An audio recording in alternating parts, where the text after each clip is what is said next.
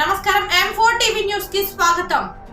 M4 TV news m4telugunews.com website మరియు M4 Telugu news ఈ paper లో వార్తలు ప్రకటనల కోసం సంప్రదించవలసిన సెల్ నంబర్లు 9666650226 మరియు 9014163335. ఓం శ్రీ గురుభ్యో నమః. అందరికీ నమస్కారం అండి. ఈరోజు మనం మన ధర్మపత్ని అంటే మన భార్య వలన భార్య ఉండటం వలన మనకి కలిగేటువంటి ప్రయోజనాలు ఏంటి, మన భార్యను మనం ఏ విధంగా చూసుకోవాలి, స్త్రీని ఏ విధంగా చూడాలి, స్త్రీని ఏ విధంగా గౌరవించాలి, మన భార్య వలన మనకి కలిగేటువంటి ప్రయోజనాలు ఏంటి, ఉపయోగాలు ఏంటి, ఆవిడ మనకి చేస్తున్నటువంటి సేవలేంటి అనే దాని గురించి తెలుసుకుందాం. ముందుగా గణేశుడి ప్రార్థన. శుక్లాంబరధరం విష్ణు శశివర్ణం చతుర్భుజం ప్రసన్నవదనం ఛాయేత్ సర్వవిఘ్నోపశాంతయే. గురుర్బ్రహ్మ గురుర్విష్ణు గురుర్దేవో మహేశ్వరః గురు సాక్షాత్ పరబ్రహ్మ తస్మై శ్రీ గురవే నమః. హరి ఓం. మన ధర్మపత్ని అంటే భార్య మనకి కలగజేసేటువంటి ప్రయోజనాలు ఏంటి, ఆవిడ మనకి ప్రసాదించేటువంటి ఇచ్చేటువంటి ప్రయోజనాలు ఏంటి. భార్య ఉన్నంత వరకే భర్తకి ఆనందం. భార్య ఉంటేనే భర్తకి ఆనందంగా ఉంటుంది. చాలామంది ఈ విషయాన్ని తెలుసుకోక చీటికి మాటికే భార్యాభర్తలు ఇద్దరు కూడా దెబ్బలాడుకుంటుంటారు. అలా దెబ్బలాడుకుంటూ ఉంటే అది ఆనందం ఉండదు, సుఖమయం ఉండదు, ఎప్పుడూ కూడా ఆలోచనాపరంగా ఉంటుంది. అలాగే భార్య ఉంటే భర్త ఆరోగ్యంగా ఉంటాడు. ఎందుకంటే సమయానికి అన్నీ కూడా ఎంతో ఓపికతో నేర్పుతో తెల్లవారగట్లే లేచి భర్తకి కావలసినటువంటి ఆహార పదార్థాలని క్యారేజీని అన్నింటినీ కూడా శుభ్రంగా వంట వార్పు కాఫీ టిఫిన్ అన్నీ భర్తకి కావలసినవన్నింటినీ కూడా చూసి ఆయన ఆఫీస్కి పంపి మళ్ళీ తిరిగి వచ్చిన తర్వాత ఆయనకి కావలసిన సపర్యలను చేసి మళ్ళీ రాత్రి పడుకునేదాకా కూడా ఆయనకి సేవలు చేస్తూనే ఉంటుంది. అందుకని భర్త ఉంటేనే భార్యకు ఆనందం, భార్య ఆనందంగా ఉంటేనే భర్తకి ఆరోగ్యం. భార్య ఉన్నంత వరకే భర్తకి ఐశ్వర్యం. మనకి ఐశ్వర్యం కూడా కలిగేది ఏంటంటే భార్య ఉంటేనే మనకి ఐశ్వర్యం కలుగుతుంది, మనం డబ్బు సంపాదించగలుగుతాం. అలాగే భార్య ఉన్నంత వరకే భర్తకి మంచి ఉన్నతమైనటువంటి ఆలోచనలు కలుగుతాయి. అవును, భార్య ఉన్నప్పుడు వాటి విలువలు పోగొట్టుకోకండి. అందుకని ఎప్పుడూ కూడా భార్యని చక్కగా ప్రేమగా ఆప్యాయతగా చూసుకోండి. ఎప్పుడూ తోలనాడకండి. ప్రతిఫలాన్ని ఆశించకుండా ఇంటికి సేవ చేసేటువంటి స్త్రీ మాతృమూర్తి ఎవరైతే ఉన్నారంటే భార్య.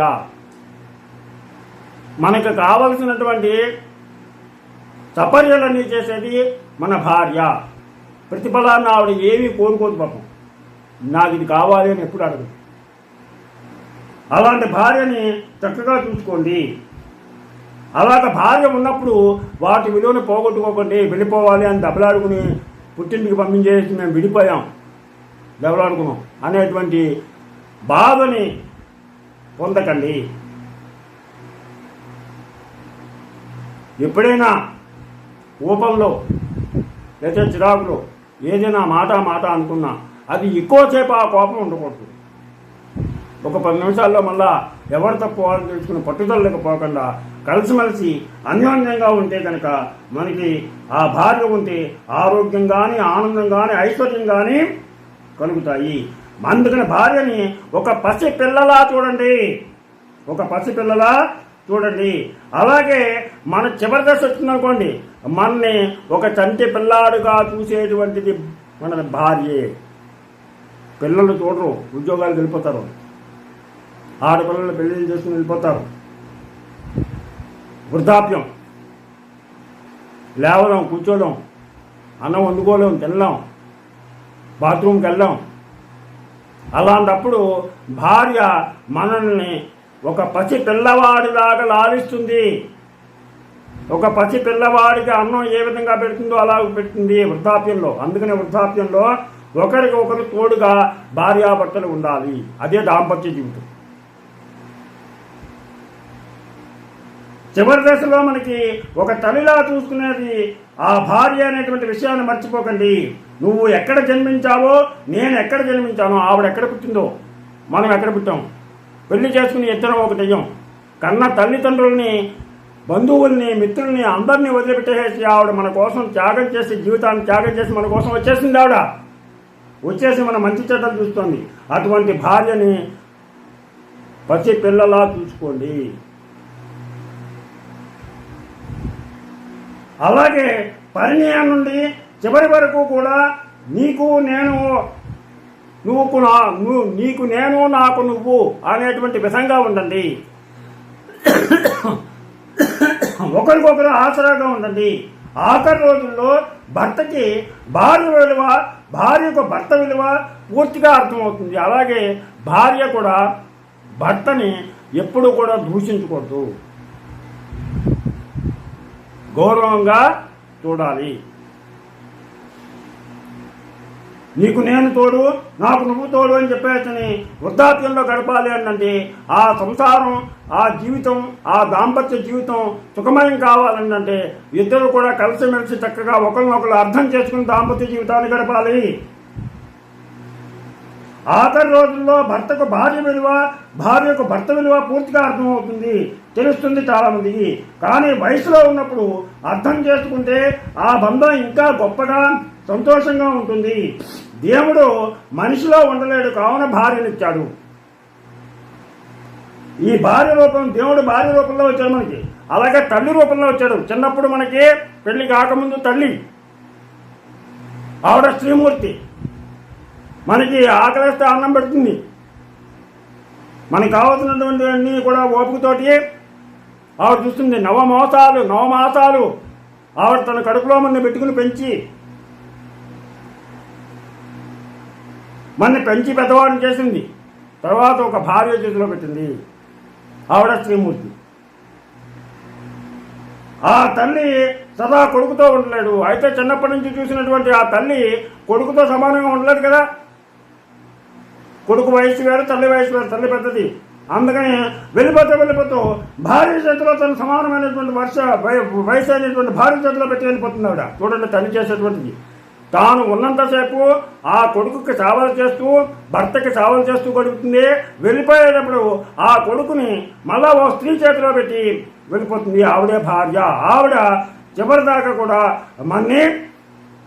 మనకు కావాల్సినవి చూస్తూ ఉంటుంది. అందుకే భార్య తన ప్రేమతో భర్త మనసులో నిలిచిపోతే ఆ బంధం శాశ్వతం అవుతుంది. భర్త మనస్సు అర్థం చేసుకున్నటువంటి భార్య తనకి దూరంగా ఉండడానికి ఇష్టపడదు. అలాగే భార్య ప్రేమను అర్థమైనటువంటి భర్త తనను విడిచి ఉండలేడు. ఎవ్వరి పవిత్ర బంధానికైనా ప్రేమ, నమ్మకం ఉంటే జీవితం అంతా కూడా కలిసిమెలిసి ఉంటారు. ఒకరినొకరు అర్థం చేసుకోవాలి. ఒకరినొకరు అర్థం చేసుకుంటే ఆ జీవితం సుఖమయం అవుతుంది. అందుకని నేటి యువతరానికి తెలియజేసేది ఏంటంటే, భార్య భర్తని గౌరవించండి, భర్త భార్యను గౌరవించండి. ఒకరినొకరు అర్థం చేసుకోండి. అర్థం చేసుకుని మీ జీవితాన్ని ఏ విధమైనటువంటి పొరపచ్చాలు లేకుండా, ఏ విధమైనటువంటి కలహాలు లేకుండా అన్యోన్యమైనటువంటి జీవితాన్ని గడుపుతారని, అలాగే మీకు కలిగే సంతానానికి మంచి భవిష్యత్తును ప్రసాదించి వాళ్ళలో మీ యొక్క అన్యోన్యత, ప్రేమానురాగాలు, తల్లి ప్రేమ కావాలి, తండ్రి ప్రేమ కావాలి పిల్లలకి. అందుకని ఆ పిల్లలకి చక్కగా మీ తల్లిదండ్రుల ప్రేమను అందజేసి మీరు వాళ్ళని ఒక మంచి భారత పౌరులుగా తీర్చిదిద్ది మరలా వారికి వివాహాలు చేసి ఇలా వంశవృక్షం జరుగుతూనే ఉంటుంది. అందుకని దానికి తోడ్పడతారని ఆశిస్తూ, మీకు నా ఛానల్ కనుక నచ్చితే సబ్స్క్రైబ్ చేయండి, అలాగే లైక్ చేయమని కోరుతూ మీ రాపాక వెంకట ప్రభాకర్.